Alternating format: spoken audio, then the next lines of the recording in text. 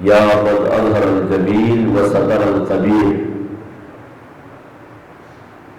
معلوم ہے کہ رمضان کی دعاؤں میں سے ایک دعا کے اندر ائمہ نے پروردگار عالم کو مخاطب ہو کر فرمایا کہ یا من اظہر الجمیل، اے وہ خدا جو اچھی باتوں کو پھیلا دیتا ہے۔ ذرا سی نیکی کرے سب کو پتہ چل جاتا ہے، نیکی کو وہ چھپنے نہیں دیتا، ظاہر کر دیتا ہے۔ وَسَتَرَ الْقَبِیحَ، کتنی برائیاں ایسی ہیں جو ہم روز انجام دیتے ہیں لیکن کسی کو نہیں معلوم، کبھی کبھار تو ہمیں خود ہی معلوم ہو جاتی ہے کہ بھئی یہ برائی ہے کہ نہیں، پروردگار کو تو معلوم ہے، لیکن وہ سَتَرَ الْقَبِیحَ، جتنی بھی قبیح اور برائیاں ہیں ان کو چھپاتا ہے، جتنی بھی اچھائیاں ہیں نیکیاں ہیں اس کو ظاہر کر دیتا ہے پروردگار۔ یعنی بالکل ہمارے مزاج کے بالکل برعکس بندہ جو ہے وہ اچھائیوں کو نیکی کو چھپاتا ہے، برائی کو ظاہر کر دیتا ہے، سب کو بتاتا ہے کہ فلاں شخص نے یہ برا کام کیا، یہ کام کیا، یہ کام کیا، لیکن خدا بالکل اس کے برعکس نیکی کو اچھالتا ہے، ظاہر کرتا ہے، برائیوں کو چھپاتا ہے۔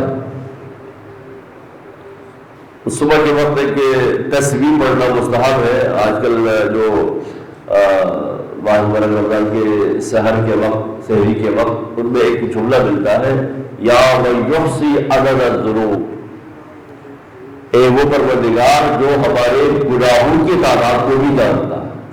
کتنے گناہ کیے ہیں مجھے نہیں معلوم، اگر نیکیوں کے بارے میں کہے تو شاید میں ہاتھ سے گن کے بتا دوں کہ بھائی میرے حساب سے یہ نیکیاں میں نے کی، تو نیکیوں کی تعداد شاید بندہ بھی جان سکتا ہوں، لیکن یا من یحصی عدد الذنوب، اے وہ پروردگار جو شمار رکھتا ہے، حساب رکھتا ہے، عدد الذنوب، یعنی گناہوں کا بھی وہ حساب رکھتا ہے، گناہوں کی تعداد کو بھی جانتا ہے۔ اس کی عطا، اس کی بخشش ہمیشہ مغفرت بہانے کے تلاش میں ہوتی ہے۔ ایک سجدے کی دوری میں پروردگار عالم کی مغفرت کہ بندہ سجدے میں ایسا رکھے گا، پروردگار بہت غلطی ہو گئی، بہت گناہ کیے، بہت تیری نافرمانیاں کی، اب تیرا بندہ تیرے حضور حاضر ہے، اور اسے یہی ادا پسند، ایک سجدے پہ وہ معاف کر دیتا ہے۔ اسے کیا ملے گا؟ ہمیں جہنم میں ڈال کے، ہمیں عذاب دے کے کیا ملے گا؟ اس کو تسکین ملے گا۔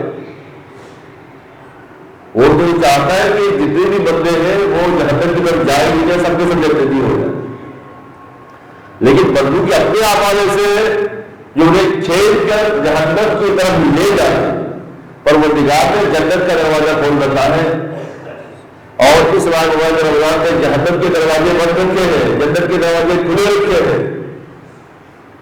اب یہ انسان کے اوپر ہے کہ وہ بند دروازوں کو کھول کے جہنم کی طرف جاتا ہے یا کھلے دروازوں کی طرف متوجہ ہو کر جنت کی طرف اختیار کو لے کے جاتا ہے، یہ انسان کے اوپر ہے۔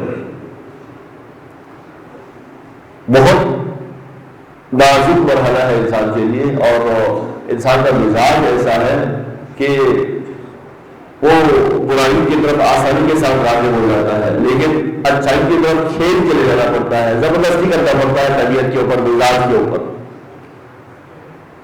سونے کے لیے، وقت ضائع کرنے کے لیے، غیبت کرنے کے لیے کسی پروگرام کی ضرورت نہیں ہوتی، کسی تیاری کی ضرورت نہیں ہوتی، لیکن نماز کے لیے، عبادت کے لیے، اطاعت کے لیے، غیبت نہ سننے کے لیے، نہ کرنے کے لیے اپنے مزاج کے اوپر، طبیعت کے اوپر زبردستی کرنی پڑتی ہے، جبر کرنا پڑتا ہے، اور اسی زبردستی اور جبر کا پروردگار عالم نے ثواب رکھا۔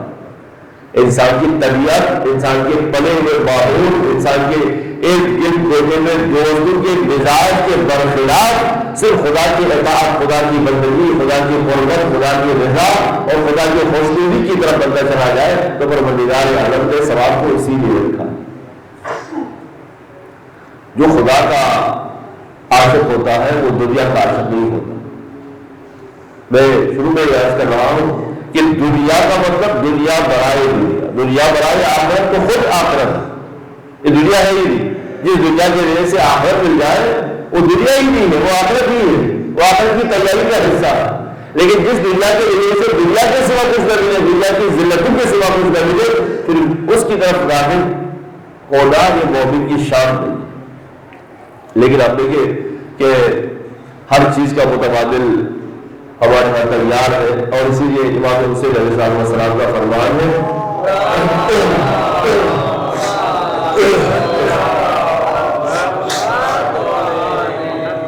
الناس عبید الدنیا والدین لائق علی السنتهم یحوطونه ما درت معائشهم فاذا محبسوا بالبلاء قلت ایامهم۔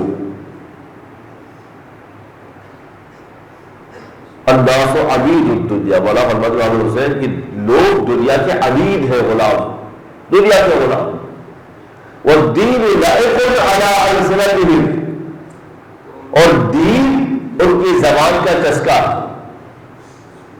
ذائقے کے لیے دین کو رکھ چھوڑا۔ کھانا تو انہوں نے بریانی ہے، لیکن بریانی میں ذائقہ زیادہ پیدا کرنے کے لیے سلاد کو بھی رائتے کے لیے ساتھ رکھا ہے، دین کو رائتا بنا کر رکھا ہے۔ اصل کھانا تو اور ہے، مزید اس کھانے کے اندر ذائقہ پیدا کرنے کے لیے رائتا بنا رکھا ہے۔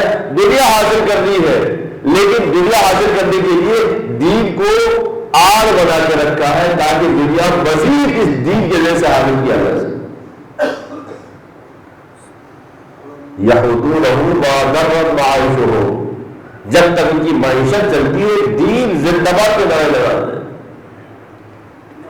ابھی کل میں کوئی تصویر دیکھ رہا تھا سوشل میڈیا کے اوپر، لاہور کے اندر کوئی منرل واٹر کمپنی نے لکھا ہے پاکستان کی پہلی کمپنی پانی سپلائی کرنے والی کہ منرل واٹر کے اندر آج زمزم ملا ہوا،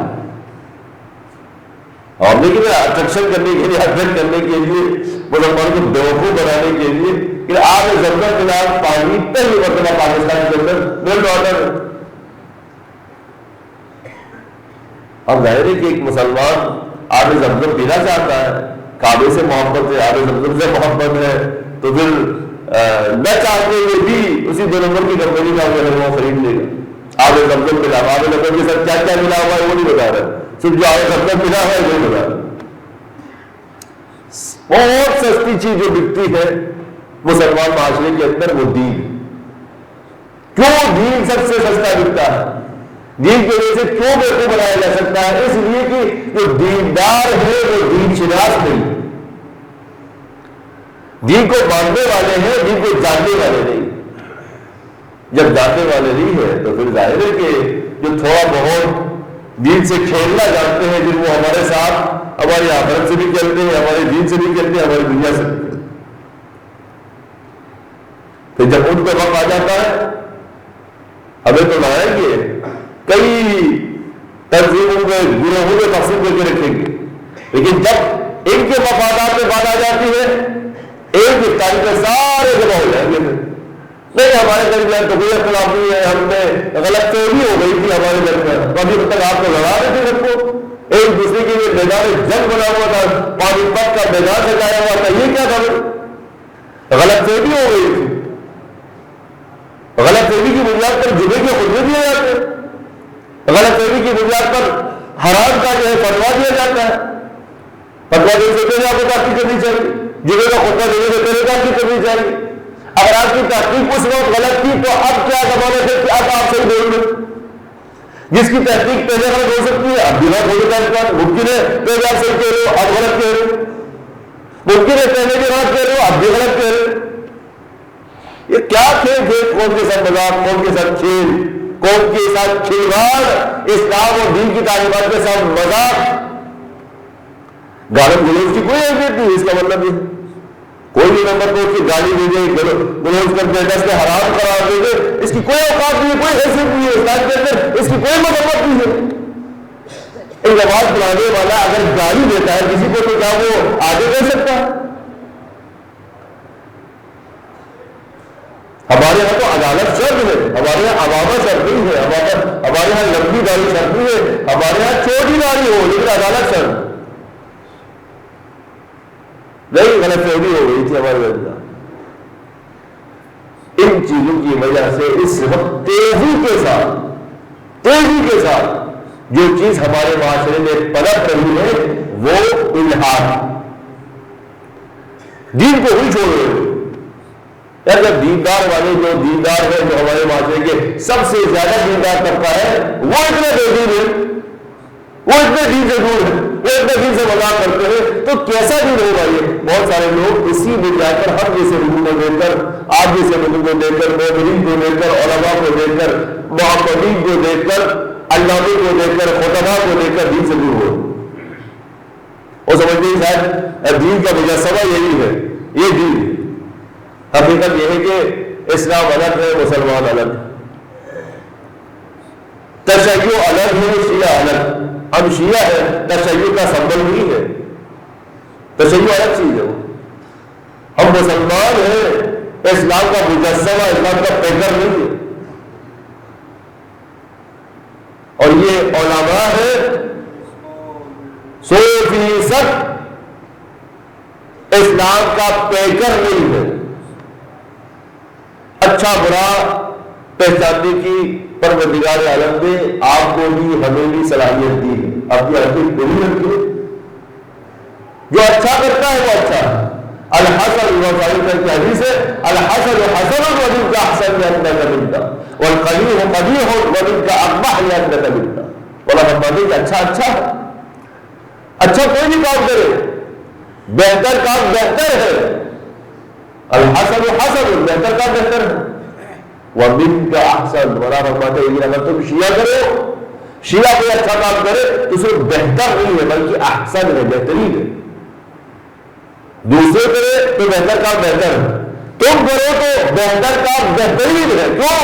لأنک منا، کیونکہ تم ہم میں سے ہو، ہماری عزت بڑھ جاتی ہے، لوگوں پر ہمارا اعتماد بڑھ جاتا ہے، لوگ ہماری جانب راغب ہو جاتے ہیں تمہیں دیکھ کر کہ جب شیعہ اتنا اچھا ہے تو تشیع کتنا اچھا ہوگا، جب جعفر صادق کے باندھنے والے اتنے اچھے ہیں تو امام جعفر صادق کتنے اچھے ہوں، تمہاری اچھائی کی وجہ سے لوگ ہماری جانب راغب ہو جاتے ہیں، اس لیے تمہارا بہتر عمل بہتر نہیں ہوتا، بہترین ہوتا۔ والقبیح قبیح ومنک اقبح، لیکن برا کام دوسروں سے بدتر ہے، لیکن تم اگر برا کام کرو تو صرف بدتر نہیں ہے، اقبح ہے، بدترین ہے، تمہارا بدتر نہیں رہتا، ہماری نسبت کی وجہ سے بدترین ہو جاتا ہے۔ کیوں؟ لأنک منا، کیونکہ تم ہم میں سے ہو۔ لوگ کہیں گے امام جعفر صادق کو ماننے والے یہ علی کا شیعہ، سوتے لگانے والے، چرس پینے والے، یہ نہیں امام کو ماننے والے، بے نمازی، شرابی، کبابی، یہ امام کو ماننے والے، یہ شیعہ ہے۔ اگر یہ شیعہ ہے تو تشیع کتنا برا ہوگا، اگر یہ ہے تو نعوذ باللہ نہ جانے ان کے بڑوں نے کیا سکھایا ہوگا۔ بات اوپر تک چلی جائے کہ امام فرماتے ہیں اسی لیے بچ کر رہو کہ تمہارا اچھا صرف بہتر نہیں ہوتا، بہترین ہوتا، تمہارا برا صرف بدتر نہیں ہوتا، بدترین ہوتا۔ اس لیے کہ یہ لأنک منا، کیونکہ ہماری نسبت امام صادق کی طرف، ہماری نسبت ائمہ اطہار کی طرف، ہماری نسبت اہل بیت کی طرف۔ اگر یہی کچھ کرنا ہے یہ دوسرے کر رہے ہیں، سب مل کر اپنی پیٹی بھائی کو بچانا ہے، مولوی کو بچائے، انجمن کو بچائے، پارٹی کو بچائے، نوحان کو بچائے، تو پھر تو انا للہ و انا الیہ راجعون۔ برا کوئی بھی کرے، امامہ کوئی کرے تو ہم معاف ہے اس کے لیے، محراب والا برا تو معاف ہے۔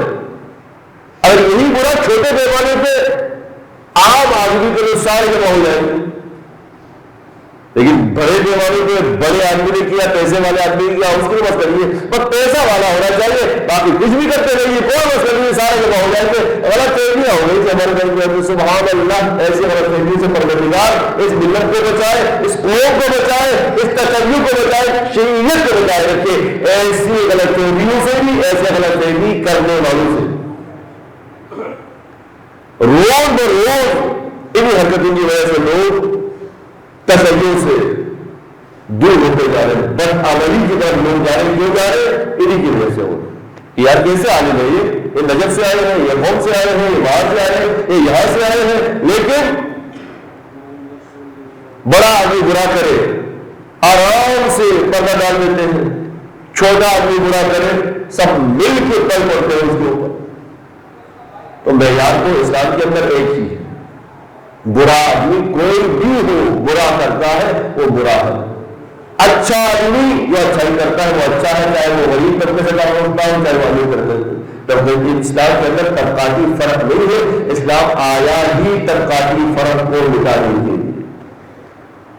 پر محمد صلی اللہ علیہ وسلم